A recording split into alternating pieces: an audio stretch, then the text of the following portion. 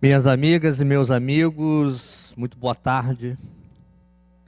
Obrigado pelo convite aí da casa, pelas palavras, né? É bom ser apresentado por amigos, né, amigas, porque eles sempre falam bem da gente, né? Então, quando vocês algum dia forem ser apresentados, peçam que um amigo apresente vocês, porque vai falar coisas boas que, inclusive, até te motivam e até coisas que são muito saudáveis, por sinal, né? Como tema, né? E ela disse aqui, mas é verdadeiro, não é claro que é verdadeiro, né? Porque os amigos verdadeiros dizem boas verdades. Bom, o tema de hoje é sobre saúde, né? O ser saudável. E como nós estamos numa casa espírita, espiritualista, e é importante que a gente tenha e faça uma reflexão sobre o que é ser saudável, né? Não estou nem dizendo o ser saudável, mas o que é nós sermos saudáveis. Porque muitas vezes a gente confunde ser saudável com a falta de doença, né? Eu não estou querendo aqui, obviamente, entrar em méritos da medicina, da ciência, porque nós vamos falar mais sobre nós espíritos, tá? Até mesmo porque eu não sou da área médica. Mas o que é ser saudável do ponto de vista espiritual? É algo difícil da gente fazer reflexão, porque nós só nos preocupamos, na maioria das vezes, com a doença, por exemplo, quando ela chega, né? E muitas vezes isso já é tarde, né? Não, eu não digo tarde para a gente desencarnar, não, né? Às vezes quando eu falo desencarnar, o pessoal fala assim, lá ele, né? Lá ele. Não é assim tarde para desencarnar. Eu digo assim, tarde porque muitas vezes já acometeu o nosso corpo físico, né? Já chegou até o nosso corpo físico. E o médico, ele apenas vai passar uma, digamos assim, uma alternativa à verdadeira causa do problema. É claro que o médico, se ele for assim um médico experiente, né? Se for um médico com bons propósitos, como deve ser a medicina feita, ele vai pedir que se investigue a causa daquela doença. Mas é a causa biológica da doença, né? E a causa que está por trás da causa, né? O que está por trás de uma doença? O que aquela doença significa para você?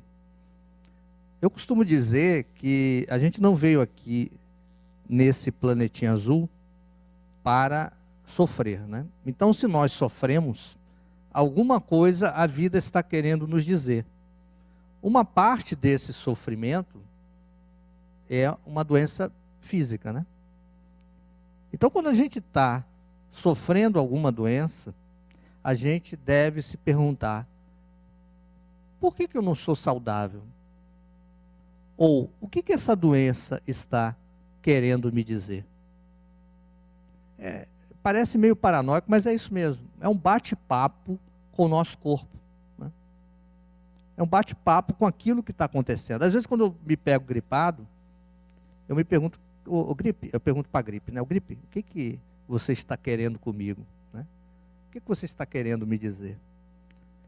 Às vezes eu ouço algumas respostas, né? Claro que não é a gripe que está respondendo, não é o vírus da gripe que está respondendo, mas uma parte minha que me deixou acessível àquela gripe, né? Que deixou meu organismo fraco para que aquele vírus ali se manifestasse, é que eu estou ali dialogando, né? Há uma parte minha que, de uma certa maneira, está incomodada, né?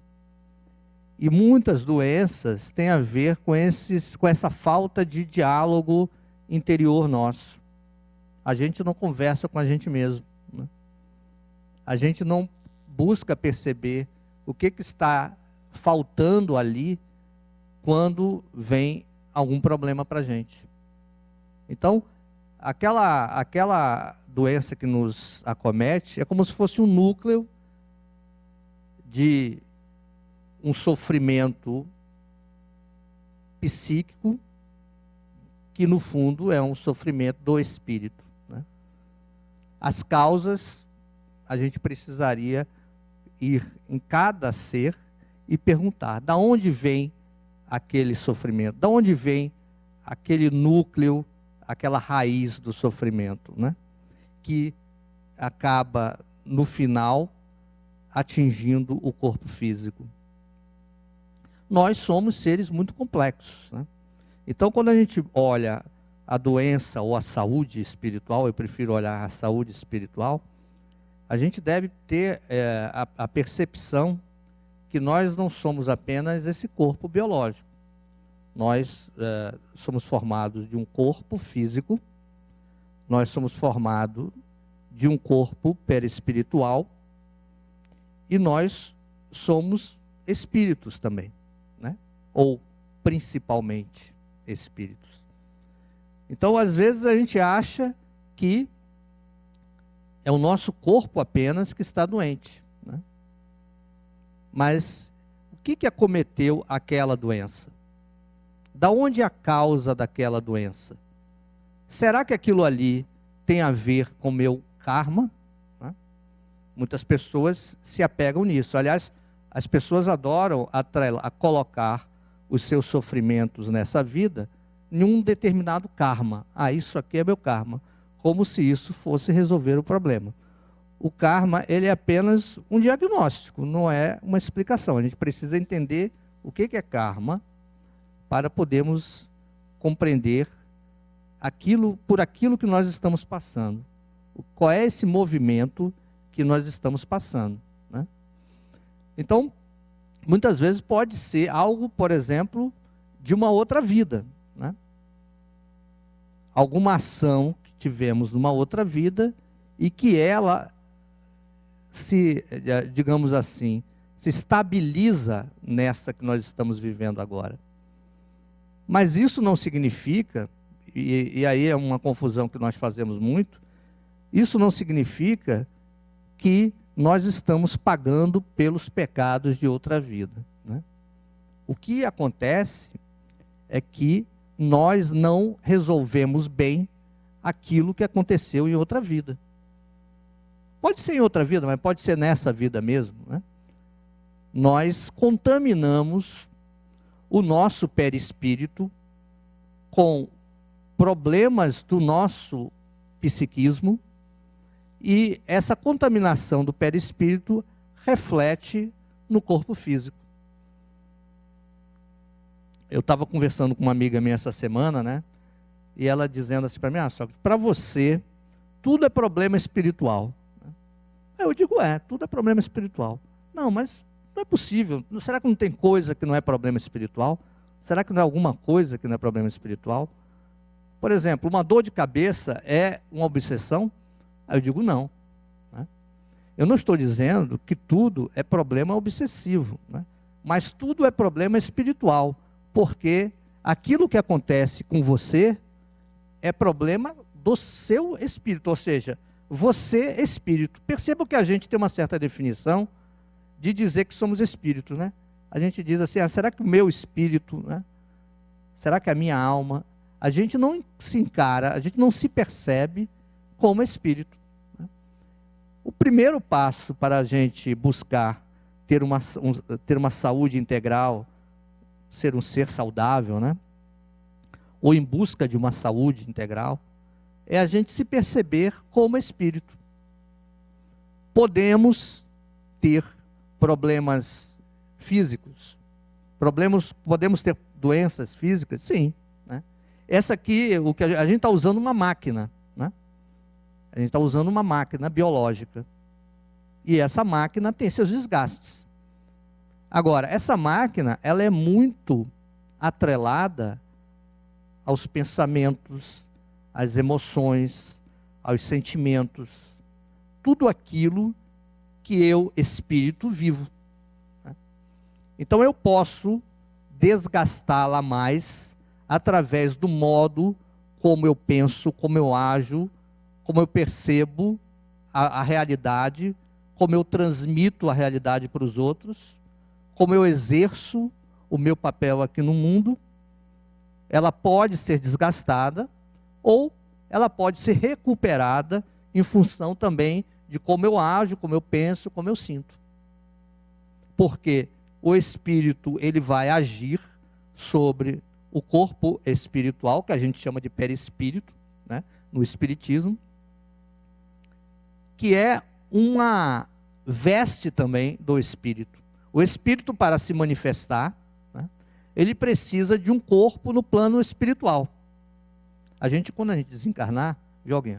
Quando a gente desencarnar, alguém está falando, lá ele, né? A gente não vai virar fumacinha. Né? Quando desencarnamos, o corpo biológico, essa máquina fica aqui, mas nós precisamos de um outro corpo para vivermos, conversarmos, aprendermos, sentarmos, enfim, para nos manifestarmos no plano espiritual. E nós temos um corpo, né, que nós chamamos de perispírito. Alguns estudiosos dizem que esse perispírito pode ser decomposto em 5, 6, 7 corpos, né? Mas eu estou aqui apenas para resumir, dizendo que nós temos um corpo perispiritual. Então, as doenças, antes de se manifestarem no corpo físico, normalmente elas vão se manifestar no corpo perispiritual. Através do quê? Da maneira como nós pensamos, do modo como nós reagimos, da forma que nós vivemos aqui. Então, tudo é, sim, um problema espiritual, um problema do espírito. Todas as coisas que nós fazemos, né? E eu estou dizendo assim porque nós estamos numa casa espírita, né? Tudo aquilo que nós fazemos, ela tem um sentido espiritual.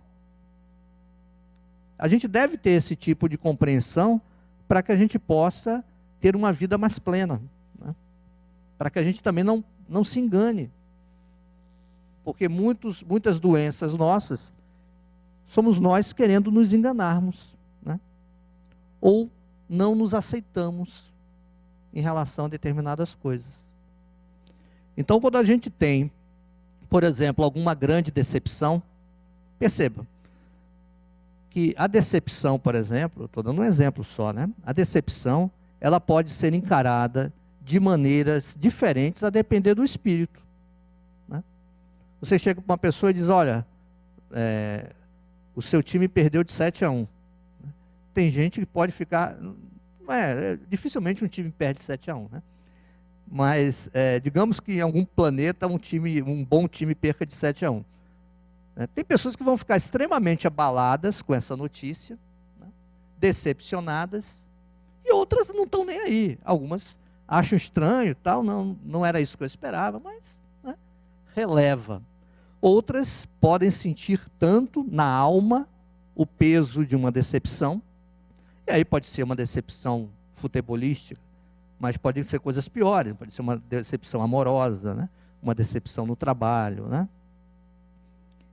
E quem é que sente essa decepção? É o espírito, né? O espírito se decepciona. Ou não, se um espírito for mais amadurecido, ele pode entender que aquela situação ali deve ser encarada como uma situação passageira.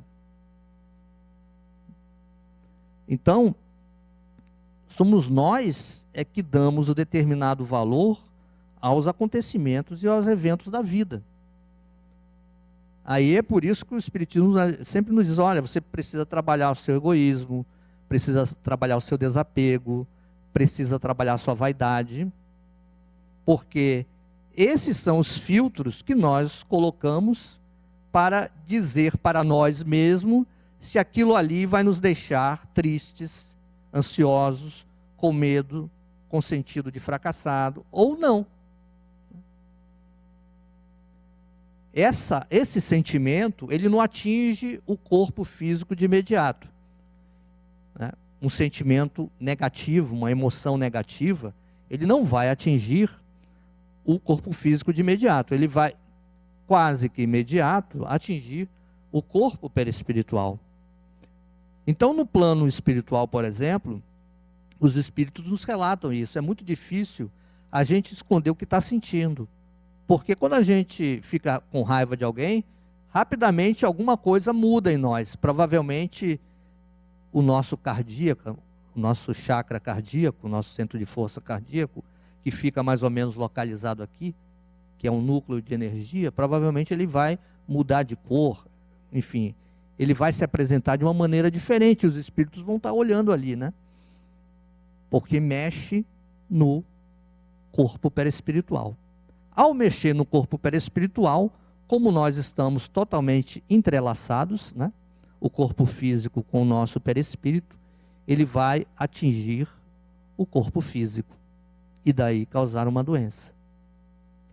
Então, a maioria das doenças acontecem por aí, né? E a maioria da saúde pode acontecer por aí também. Nós vimos algumas mensagens de Gotas de Esperança, né, Alguinha? De Lorival Lopes e Sabedoria Todo Dia, também do mesmo autor, dando assim algumas dicas de como a gente pode fazer um exercício de profilaxia da nossa saúde mental, psíquica, espiritual. Uma forma de se fazer isso é a gente buscar ter flexibilidade na vida. A gente buscar ser um ser flexível, né? Porque assim, as coisas na vida, elas mudam o tempo todo. Cada vez mais, aliás, a gente percebe mudanças, né? As coisas não vão ser mais hoje o que foram ontem. Como uma propaganda de uma rádio que existe, a cada 20 minutos tudo pode mudar, não é isso? A cada 20 minutos as coisas acontecem. Por exemplo, até o início da semana passada, aparentemente a nossa eleição presidencial ia ficar polarizado entre dois candidatos, né? O desencarne de um candidato, que o Brasil todo chorou, mesmo aqueles que não iriam votar nele, mas em função de como aconteceu, da tenra idade para um político, né? Porque ele era 6 meses mais velho que eu, né?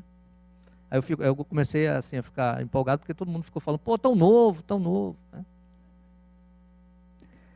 Então, assim, surgiu uma outra possibilidade, né? Hoje, os analistas políticos estão dizendo que a eleição desse ano vai ser uma incógnita. Não se sabe exatamente o que vai acontecer, nem quem é que vai para o segundo turno, né? As coisas podem acontecer. Imagine para a família de Eduardo Campos o que a mudança pode ter acarretado. E eu não estou nem dizendo para o espírito, né? Também a mudança para o espírito é grande também, né? As coisas podem acontecer de uma hora para outra. Então, a flexibilidade, a gente buscar a flexibilidade na vida é algo muito importante. E muitas vezes a gente deixa o espírito rígido, né, por questões do tipo, a gente não quer dar o braço a torcer, né? A gente não quer deixar com que os outros tenham um pouco de razão. A gente quer sempre ter a razão, né? A gente acha que a verdade é aquela que está com a gente, né? Eu costumo dizer assim nas minhas palestras, nos meus seminários, de que não existe a verdade. Algumas pessoas assim que sabem que eu sou espírita dizem, mas Sócrates, não existe a verdade divina, né? Aí eu digo, sim, mas e qual é a verdade divina? Aí a pessoa vai dizer a verdade. Fala, calma, mas essa é a verdade divina dentro da sua concepção. Que se você for espírita, é muito parecida com a minha. Mas os espíritos dizem que a gente só vai conhecer a verdade divina quando a gente for um espírito de luz, um espírito perfeito, né? Então o que nós temos, na verdade, é um mapa da realidade, da verdade, do que a gente acha que é verdade. E nós ficamos defendendo com garras e dentes essa verdade, esse mapa, né? É como se a gente desenhasse um mapa de como é que eu faço para chegar aqui até a orla, né? E aí uma outra pessoa iria dar um mapa para a gente e a gente vai ficar brigando por causa dos mapas. Não interessa muito a briga por causa da verdade dos mapas, mas o que interessa, sobretudo, é como é que eu consigo chegar até a orla, né? Então, muitas vezes a gente está defendendo uma posição por questões de orgulho e de vaidade. Porque quando você defende a sua verdade é por causa disso, né? Você quer manter a sua posição. Então, a falta de flexibilidade leva uma pessoa, por exemplo, a uma grande decepção, né? Poxa, eu apostava todas as fichas nesse relacionamento, né? E esse relacionamento pode ter terminado por causa de uma falta de flexibilidade, de um ou de outro. Aí algumas pessoas dizem, mas eu só vou ceder se ele ceder. Então você não está sendo flexível. Pelo contrário, quando a gente faz isso, a gente coloca na mão de um terceiro as ações da nossa vida, né? Essa semana eu estava conversando com uma amiga, ela falou, eu não vou mais falar com fulana, né? Não vou dar mais, porque todo dia eu dou bom dia para ela, ela não me responde, né? E agora, assim, não deu mais bom dia, eu vou ficar chateado, não vou mais dar bom dia para ela. Eu falei, você está colocando na mão de terceiro a possibilidade de você começar bem o dia ou não. Nós é que devemos tomar essa atitude, né? A gente que deve ter uma atitude proativa em relação à vida. Então, ser flexível é buscar essa resiliência. É claro que muitas vezes a vida vai nos dar algumas provas, né? Aliás, estamos aqui, como eu disse no começo, não para sofrer, né? Também não estamos num grande parque de diversões. Nós estamos aqui para aprender alguma coisa. Viemos aprender algo aqui. Somos espíritos em fase de crescimento. Então nós estamos a aprender aqui e a vida vem nos dar essas provas, né? Deixa eu ver se Sócrates aprendeu mesmo. Aí tá, né? Ele está dizendo isso e tal, deve ter aprendido. E aí vem aquela situação, né? O que você vai fazer com essa situação? Você vai ser inflexível? Vai dizer que o resto do mundo todo está contra você? Porque quando a gente não tem uma atitude proativa, uma atitude de resiliência, a gente coloca a culpa nos outros, né? Na vida, em Deus, nos espíritos. A gente coloca no prefeito, no governador, em Dilma, a gente coloca todo mundo. A gente só não faz assumir a responsabilidade. Então é necessário que a gente assuma essas responsabilidades das mudanças. É claro que dificuldades acontecerão, porque nós estamos num mundo assim. E nós precisamos disso. Ela só vem porque a gente precisa. Não é por outro motivo, não é porque Deus não gosta da gente. Não é porque o universo está conspirando contra nós. Não, é porque você precisa aprender alguma lição com aquilo. Novamente, se fazer aquela pergunta: o que eu preciso aprender nesse momento aqui? O que a vida está querendo me dizer? Quando a gente começa a ter esse tipo de atitude, né, de flexibilidade em relação à vida, a gente começa a melhorar o nosso filtro da realidade. E aí a gente não se ofende, ou não se machuca, ou não fica triste, ou não fica para baixo, com qualquer coisa. Sócrates, mas assim, e se for uma pessoa que eu amo demais? Bom, se for uma pessoa que você ama demais, é aí que você deve perdoar. Ué, não é? Amor e perdão não andam juntos? Deveriam andar. Deveriam andar, né? Então, será que esse é um amor mesmo? Né? Porque muitas vezes a gente diz que ama um sujeito, uma sujeita, mas na verdade o que a gente quer é que aquela pessoa supere, não é nem atenda, supere todas as nossas expectativas, né? E aí, quando ela fere um pouco a nossa expectativa, me magoou, né? Coitadinho de mim, socorro. Existe, claro, vários tipos, né? A gente pode ficar aí falando a noite toda, mas alguém só deixa eu falar até às 5h40. Mas assim, existem vários tipos de reação que nós temos. Uns engolem, né? Ficam para si mesmo, não exteriorizam, é ruim também. Outros exteriorizam de vez, né? Não espera nem a explicação, aumentam, amplificam aquilo que aconteceu, é ruim também, né?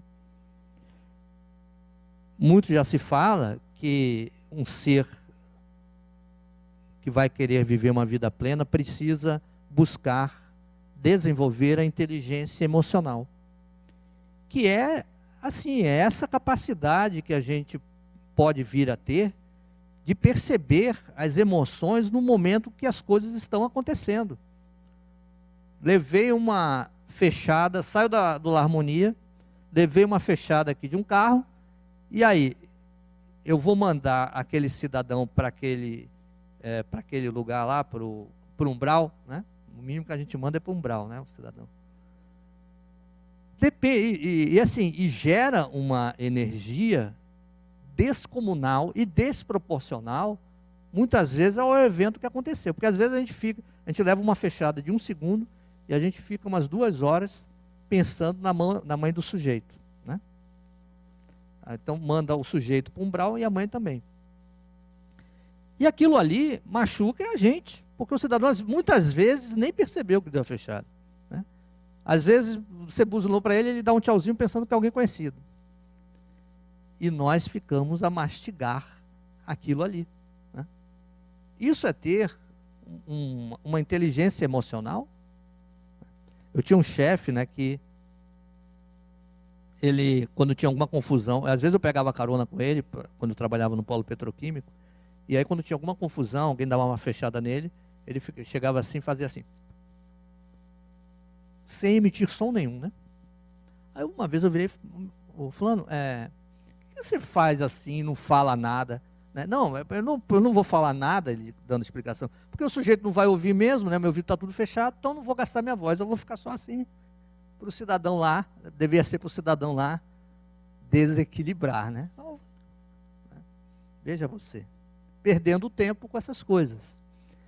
O que na verdade a gente deveria fazer é refletir, né, sobre as nossas emoções naquele momento ali. Por que eu estou reagindo, né? Ou então o que está acontecendo nesse momento que o meu sangue está começando a ferver, que eu quero mandar aquele cidadão para o espaço, né? O que está acontecendo nesse momento? E fazer uma reflexão. Aí às vezes quando eu falo isso, diz, só que falar é fácil. Eu falei, falar é fácil. Fazer é o grande desafio, né? Para tudo na vida, né? Falar sobre amor é fácil. Fazer caridade, que é o exercício do amor, é que são elas, né? Então, mas nós estamos aqui para exercitar, né? A gente tem que falar e tem que fazer, né? Temos que falar, porque primeiro a gente precisa ter a consciência do que é o ideal e depois fazer o treinamento, né?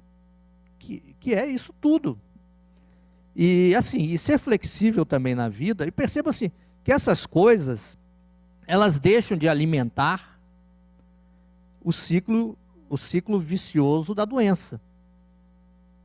Porque se você começa a administrar suas emoções, se você busca ser um ser mais flexível, você deixa de alimentar as coisas que estão te fazendo mal, né?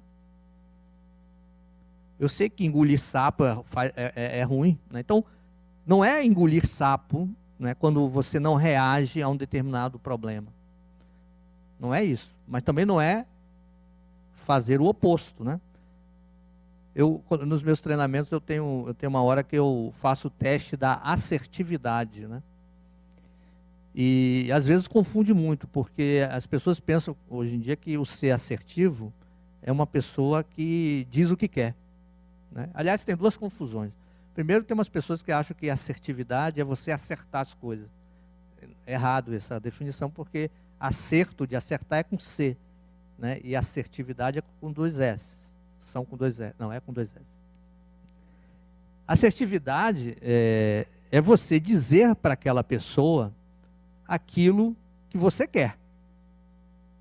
Ou seja, não guardar para você mesmo, não engolir sapo. Mas de uma maneira que aquela pessoa não sofra.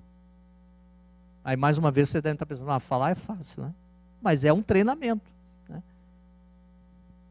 De certa forma, você deve falar para que não deixe dúvida, mas também que não vá ferir os sentimentos dos outros. Você consegue fazer isso? Tem pessoas que conseguem. E com certeza essas pessoas elas são mais saudáveis, ou estão tendo um trilhar na vida mais saudável, porque elas não carregam para si aqueles componentes emocionais todos que eu estou dizendo que vai contaminar o perispírito e depois o espírito. E também ela toma uma atitude proativa em relação à vida. Ela se posiciona em relação à vida. Não é ser agressivo, porque se você está numa zona de conflito, se você é agressivo, é como se você estivesse no incêndio e jogasse querosene para apagar o incêndio. É líquido, mas não é água, né? Então, a agressividade, ela só torna um conflito pior ainda, né? Piora toda a situação. Mas você também não se cala e não gera aquelas doenças todas que a gente pode imaginar que gerem quando você engole sapo, né? Não é, digamos assim, algo de uma hora para outra, mas é um exercício constante. É um exercício constante que a gente deve fazer. Aliás, no Espiritismo ele já diz assim, ó, vigiai seus pensamentos, né? Não é para você ficar, deixa eu deixar um pensamento aqui, estou vigiando ele, esse outro eu estou vigiando aqui, né? Não é isso. O que os Espíritos querem dizer é, olha, veja o que você está pensando. Naquele exato momento, por exemplo, de uma emoção exacerbada que você vai ter, né? E não é só aquele pensamento também diante de um conflito, mas também os seus pensamentos diários. O que a gente está pensando diariamente? Se a gente está fazendo uma vibração diária com violência, se a gente está fazendo uma vibração diária com pensamentos negativos, com conflitos psicológicos, né, com competitividade, com descrença, isso tudo vai gerando uma aura ao nosso redor que atrai outros tipos de pensamento dessa vibração, acontecimentos dessa vibração, ou até espíritos obsessores, né, que podem nos perturbar. Então, nós é que devemos buscar esse tipo de pensamento. Aonde, né? Meditação, oração, buscar ter pensamentos positivos ao acordar, antes de dormir. É por isso que as religiões, né, não é espiritismo, as religiões dizem para a gente fazer isso há muito tempo. Nós espíritas estamos começando, né, a entender melhor essa ligação entre a espiritualidade e as coisas práticas do dia a dia. Porque o espiritismo vem, de uma certa maneira, tirar o véu sobre as coisas que a gente achava que é coisa do outro mundo. Né? O espiritismo é coisa do outro mundo. Acontece que nós somos seres do outro mundo. Nós não somos seres daqui. Então, a necessidade de nos enxergarmos como espíritos, né, é que vai fazer com que a gente tenha cada vez mais uma saúde integral. Sermos mais um ser saudável do ponto de vista integral. Buscar, por exemplo, mentalizar o nosso corpo saudável. Você senta assim antes de dormir, por exemplo. Por que eu digo antes de dormir? Porque normalmente antes de dormir a gente está deixando as preocupações de lado, estamos entrando em sintonia com os bons espíritos. O que nós estamos fazendo? A gente está deixando o nosso espírito falar mais alto, a nossa essência falar mais alto, né? Então, antes de dormir, a gente pode, por exemplo, imaginar o nosso corpo saudável, né?